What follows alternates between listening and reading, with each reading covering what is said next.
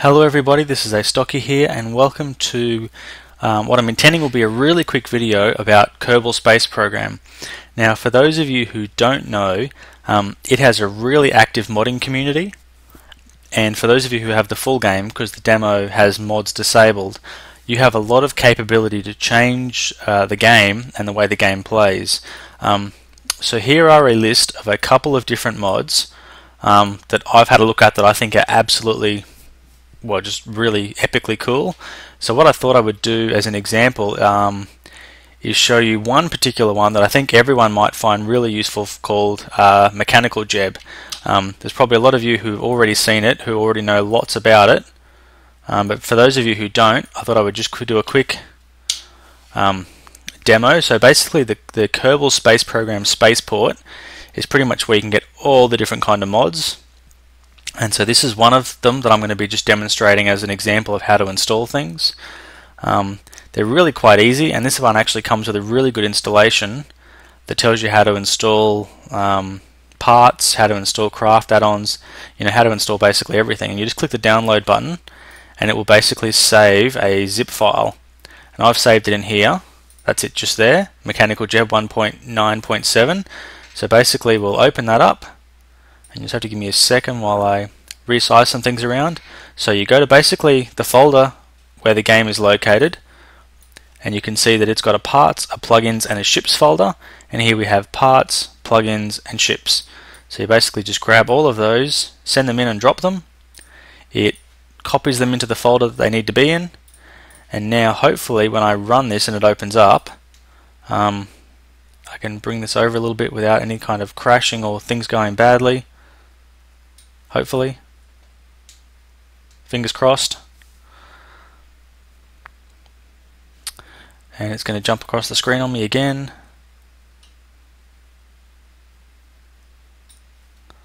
Here we go. This time we might have success. Maybe. Sometimes with this kind of recording in a window thing and then trying to run a game in a window, recording a window, it doesn't always work up. So you can see there at the moment it's loading the MechJeb pod and the MechJeb and the MooMech, and it's loading all these different things that it's the first time it's loaded, so it's taking quite a while. And we'll wait a few seconds. Okay, come on. Excellent, there we go. So now we can go start, resume the save game. This is just my testing one where I've been mucking around. Just turn the volume down, hopefully it's not too loud. So now in here we have the Mechanical Jeb pod and a bunch of other things, but what I'm going to do is try and start off with something that's fairly standard. I'm going to go for a big fuel tank because they rock. I'm not even going to bother with decouplers or anything. We're going to stick an engine on there. Let's stick some Delta Wings. Oh yeah, look at that. That's going to be epic. Yeah, look at that. This thing is not going to know what hit it. Parachutes. Actually no. This could all go horribly pear-shaped. So let's stick that on there. Now, I believe it's under control. There should be SAS large. There you go, Mechanical Jeb. So it's a radial mounted case, so I can just stick it. Probably want to put 2 on there for balance. Nah, what the heck, let's just put 1 on and see how we go. Basically, this is the thing that allows you to access all of the features of Mechanical Jeb. You have to have some kind of Mechanical Jeb part on, and now that I have, it gives you vessel information, which is the first thing. So it has a surface thrust to weight ratio of 2.9, which is pretty good. It's not exceptional. Why are you not rotating? That's really odd.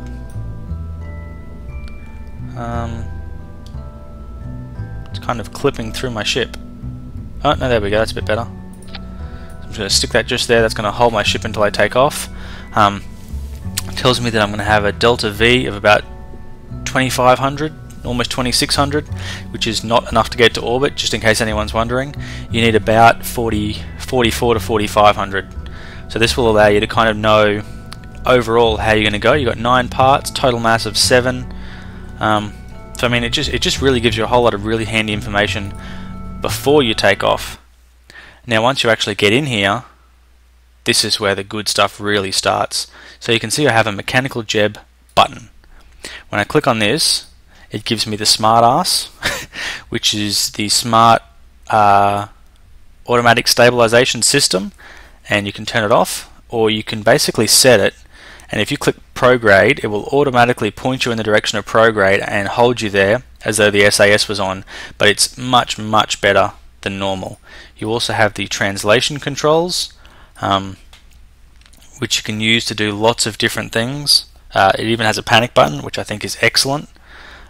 You have orbital information that tells you all about your current orbit. So instead of having to switch to map mode to know what your apoapsis is going to be and what your periapsis is going to be, about your orbital speed, all these different things, anything you could need to know about your orbit is contained in there. You've got surface information, which gives you details about your current altitude, your pitch, your heading, your roll, your ground speed, your GPS coordinates. I mean, it's got everything you could need to know. Vessel information. And this gives you your total mass, your total thrust, and it'll give you your current thrust to weight ratio. So I might actually, no, I'm not even going to leave that up. But basically what that'll do is that it will actually increase as I go up and I get lighter by burning fuel. You've got a landing autopilot, but the one that I really want to show off, I mean, orbital operations allows you to do different things with your orbit. So you can say, I want a periapsis of 100 and go. And then it will just work for you. It will just put you on exactly the kind of orbit you've asked for. You've got the rendezvous. Now, once you select a target, this gives you all the details you need to know about how close you're going to get to that target. And for example, you know, if you were trying to go to the moon, or moon, it would tell you how close your closest pass is going to be, and that would allow you to do some different kind of changes and things to make it be exactly what you want. You've got the ILS system, which allows you to hold a heading and altitude and kind of really slowly descend. The phase angle shows you the current angle between yourself and different planets. Now the way this particular thing works is you basically want the phase angle to be as close to 0 as possible. The further out that it is means the worse position that particular planet is in order to actually go there. So right now, Eve, because it's at 16, is much less efficient to get to than it would be if I waited. And you can see that this is slowly changing. Like this one here is going down, this one here is going up. Eventually, if I was to let this get to 0, that would mean I could do a minimum energy orbit to get me to that planet, which is really useful for interplanetary maneuvers. You've got the automate button. That allows you, I believe, to use like scripting languages to basically control how that works. But the very last one is the ascent autopilot. Now, I want to turn on auto throttle. Auto staging doesn't really matter. I'm going to turn off that particular thing there. What I want to do is I want to set an orbit altitude of 100 degrees with a 0 inclination, which means it's going to be exactly around the equator. And I click this button here and I can now set the path I want. Now it optimally sets that for you based on what it thinks is best, which is starting the turn at 10 and then gradually turning until you get to 70. Overall, I think 70 is probably a little bit high, and I don't even think I'm going to get there. And so what I can do now is click engage, and now that the autopilot is engaged, all I have to do is thrust up and press spacebar. I can move that away, and this thing will now fly itself. Okay, that did not work like I was planning. Okay, end flight. Let's go back to the vehicle assembly building and put that and that on the same stage and have my parachute separate. So I've just gone to all that effort, and now I'm going to have to do it all over again. Okay, so we've got the path currently edited the way I want, inclination 0, engage the autopilot, bam. So you can see it. What? No, that's no. I don't know what just happened then, but clearly it didn't keep that change that I made. Yeah, parachute separate. Maybe the issue is when I hit engage, it automatically does that for me. Let's turn off auto staging, maybe that's part of the issue. Engage the autopilot, it's awaiting liftoff. There we go, we're now climbing. Now it's currently in the vertical ascent state. You can bring up our stats. It tells you about how much delta V you're expending. It tells you about what your gravity losses are, what your drag losses are. I mean, it is pretty epic. It tells you just about everything. You can see it's automatically slowing down the throttle to try and keep me at the perfect position so that it doesn't lose too much gravity. Sorry, it doesn't lose too much loss with respect to drag while it's fighting the forces of gravity. We'll see that hopefully once I get to about 10 kilometers, because I've got plenty of fuel left, it should start to automatically tip me in the 90-degree direction.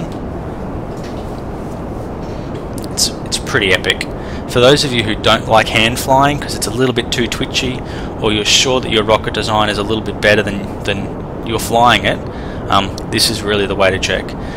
That vehicle information page that we brought up to start with, that's the one that tells you whether you have enough delta V to get to orbit, so that's enough ability to change your own velocity. And if you have enough, so there we go, tips itself over. And now it's going to kind of hold itself in that spot. And then as we get higher and higher, it'll tip itself further and further over. You can see it's now throttling back up automatically. I mean, it's an autopilot. It's an autopilot. Now it is not as good as you can hand fly it. If you were to hand fly it, you can really control your turns to make sure that everything is absolutely perfect. Clearly now we have run out of power, and so it's not going to be much use to me. And that's where we would like to... yep, I believe we've even deployed our parachute. For some reason it doesn't seem to have actually deployed. Deploy. Why are you not deployed? I'll be honest, I don't know what just happened. Maybe it's because I've already deployed it. But what should eventually happen? Speed time up a little bit, whatever.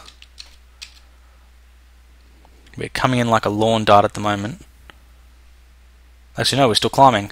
But that's basically what this particular plugin, I think you'll call it, is about. And it will tell you pretty much everything that you need to know. It will also not only tell you everything you need to know, but it will really help you get into orbit using the minimum fuel. Like I think I was saying to start with, it's not as efficient as flying it yourself. You know, you can actually do slightly better if you do it yourself, but I guess the general consensus is it is consistent. You'll know that you'll always get the same profile, so your missions will pretty much always work. And you know, you can use it for orbital rendezvous, orbital maneuvers, you can use it for landing assistance if you like landing on the moon. I believe you can actually pick a landing spot and it will land you there. Yeah, there you go. You can select the target on the map, click on the map. Well, that didn't look good. Yeah. Because I've still got time warp on. Don't have time warp on when your parachute deploys, it doesn't work. But I guess that's basically what I wanted to show in this episode. So I guess for those of you who are interested in mods, really check them out. I mean, some of them are just so fantastic. I think that, you know, if you don't check them out, you're really disadvantaging yourself. What I might actually do is let's go to... let's just close this. Yep, there we go, closed. What I might do now is I might do one more mod. Protractor is another cool mod that makes it really easy to do the calculations for interplanetary flight. Let's go for the Ion Hybrid pack. So this is a little bit different because it's a pack that includes a lot of different things. You could read the README if you wanted to, if you're into that kind of thing. I'm not into READMEs. So here we go, we have the parts folder. We'll drop the parts folder in. You can see that once again it runs. Bring everything up. And it's going to do the same thing where the window is going to keep jumping all over my screen on me. Now basically what this particular one does is it looks at the fact that the basic Ion engine setup that you have for Kerbal Space Program is pretty rubbish. And it takes advantage of that, and it makes a whole lot of new ones that are substantially better. Not, substantially better in terms of overpowered, but it gives you more options for ones that are bigger, smaller. It gives you different solar panels and different battery packs and things to help kind of make up for the fact that they use a lot of power as well. So jump in here, come on, back to testing, same again. So under utility, you previously used to have I believe it was this one here. I believe it was this one here, the standard one. Now that particular one uses 3 electric charge and 0.1 xenon gas for 2 power. So now you have a medium hybrid engine. Now hybrids produce a lot more power, but burn regular fuel as well. Clearly a large engine is just better. So you got your medium electric propulsion. I think there's some more ones as well. Oh, there we go. Actually no, that must be the regular one at 0.5. So that one must be the larger one at 2. And then you have these hybrid ones. So you got a medium. Yeah, I'm not totally sure. Maybe it's like extra small and then medium and small. But it adds a bunch of different ones. And then you have these other options which are different kinds of solar panels and things that you can put on. Yeah, more photovoltaic panels, bigger Xeon containers. So I think, pretty cool mod. Not the kind of thing that you'd really get a lot of use out of in the atmosphere or if you're flying close to planets. But if you want to make probes and different things like that, it's really useful to be able to have. So you can see that one there is fairly small. Clearly that one there is much bigger, and clearly that one there is in. They're not even in between size. I don't even know what the difference is. Engine power of 2 uses 3 electric charge. Engine power at 0.5 uses 12 electric charge. Yeah, clearly something's a little bit off there. I think that one there looks like it's a bit buggy. Mass 0.25, mass 0.25. Yeah, I think this one here is a bit overpowered. Like it's kind of set up to be a little bit over the top. But that's okay. I mean, it's a mod. Not everything in mods is always balanced. So yeah, that's really all I wanted to cover. So thank you very much for watching. I hope this has been interesting to you guys, and I hope that you've found it useful in terms of your ability to play this game and really enjoy it. I'm probably now going to do some playing around with this. I'm going to install, probably actually, I might even show you.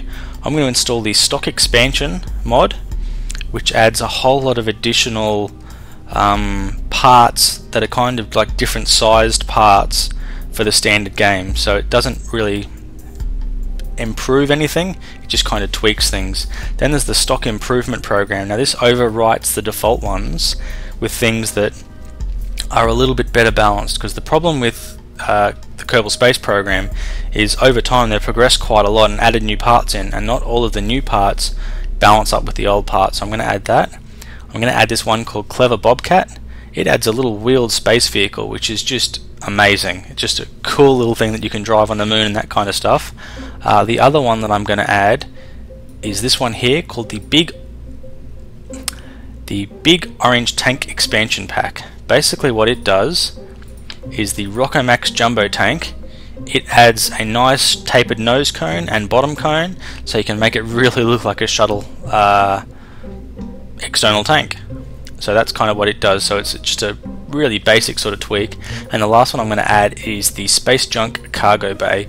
It's designed for space planes, and it gives you a cylindrical, something about this size I think, that has a hatch door on it, that when the door opens you can store payload internally, so it allows you to kind of deploy satellites and things from space planes. So those are the ones that I'm going to add, and then hopefully with those on there I'm going to be able to do some really cool stuff with the Kerbal Space Program. So I don't really intend to record all of it, but if you guys would like to see it, just let me know and I can work on trying to make that happen. So thank you very much for watching. Stocky out. Okay guys, just a really quick addendum to the last video. There's one more thing I forgot to show you, and it's called the Mainsail Heavy Lifter. Now this is a ship that you can download, and basically all you have to do is you just have to copy it into your save file, and it adds a heavy lift ship that can be used to pretty much lift whatever kind of payload you want into orbit. So we bring it up here. So we've got the ion powered probe, the Kerbal Stock, the mechanical Jeb ship, and we come down here and we have uploads 2013-03 heavy. So when we click on that, it loads itself in, and we'll just use the minus key on the keypad to zoom out a bit. Here we have a heavy lift ship. Now you can see that this is a large number of boosters. Oh, that was epic. Okay, let's try this again. Take two. Now the way this is set up, it has the fuel transfer feeds from all of the different stages into all the other stages, and it will automatically, when different things run out, you just have to hit spacebar and you can like jettison different sections of the engine off to really maximize what you can do. I'm hoping there's something. Let's go for that hub connector. Now this is going to be difficult to achieve, I think. Yeah, because it's so big, it's kind of a little challenging to fit it on exactly where you want to put it. Yeah, I want to put it on top of that little attachment point up the top there, but it's giving me some difficulties in doing it. Never mind, maybe we need something more. There we go. Now hopefully I can attach it to the top of that. There we go. One cargo poddy type thing. Now, actually let's abort the launch, abort the launch, abort, because we haven't got a mechanical Jeb on yet. Oh, there we have our little moon rover. Control, there we go. One mechanical Jeb. Where can I put you? Perfect, one mechanical Jeb. Vessel information. You can see all the different stages have varying amounts of delta V until the last stage, which has a huge amount. But you add all those numbers up and you get an incredibly heavy lift capability into orbit. I haven't tested this out, so I don't know what it can actually lift, but I know that it's a lot. That's assuming I don't just break it and have it fall apart. So landing autopilot, pff, who needs that? Who even needs an ascent autopilot? Let's just throttle this bad boy up and go. So you can see here, burns out. Two of the engines turn off, so we jettison them. Some more of the engines burn out, we jettison them.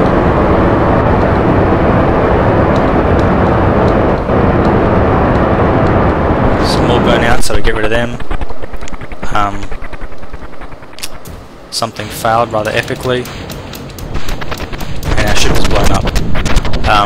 That's a problem. I don't know what caused that problem, but it's not part of the video. Nothing to see here, people. So, yeah, hope you enjoyed that little addendum. A-Stocky out.